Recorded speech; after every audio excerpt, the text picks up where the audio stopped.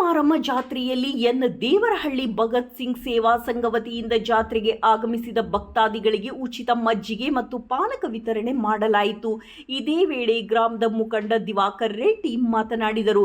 ಗ್ರಾಮದ ಆರಾಧ್ಯ ದೇವತೆ ಶ್ರೀ ದೊಡ್ಲ ಮಾರಮ್ಮ ದೇವಿ ಜಾತ್ರಾ ಉತ್ಸವ ಸಂಭ್ರಮ ಸಡಗರದಿಂದ ಪ್ರತಿ ವರ್ಷ ಬುಡಕಟ್ಟು ಸಂಸ್ಕೃತಿ ಧಾರ್ಮಿಕ ವಿಧಿವಿಧಾನಗಳಂತೆ ಆಚರಿಸಲಾಗುತ್ತದೆ.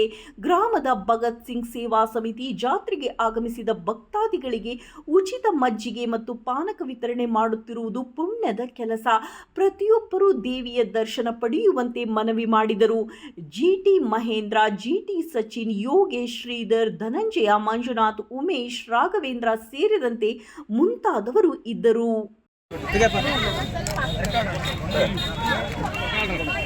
ಏನ್ ಬೇಕು ಮಜ್ಜಿಗೆ? ಇತ್ಲಾಗ ಹೋಗ್ರಣ್ಣ, ಇತ್ಲಾಗ ಹೋಗ್.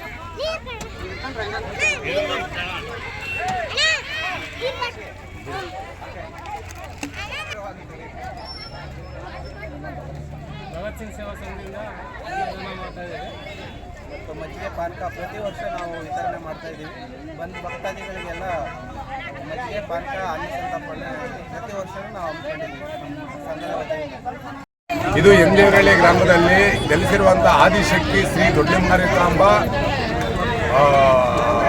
ಜಾತ್ರೆ ಮಹೋತ್ಸವವನ್ನು ಪ್ರತಿ ವರ್ಷ ಅಮಾವಾಸ್ಯೆ ಮಂಗಳವಾರ ಬಿದ್ದರೆ ಮಾತ್ರ ಪ್ರತಿ ದೇಶಾದ್ಯಂತ ಮೇವು ಬೆಲ್ಲ ತಿನ್ನೋದ್ರ ಜೊತೆಗೆ ಆಚರಣೆ ಮಾಡ್ತೀವಿ. ಇಲ್ಲವಾದರೆ ಬುಧವಾರ ಅಥವಾ ಗುರುವಾರ ಅಮಾವಾಸ್ಯೆ ಬಿದ್ದರೆ ನಾವು ಮತ್ತೆ ಬುಧವಾರ ದಿನ ಬೇವು ಬೆಲ್ಲ ತಿಂತೀವಿ.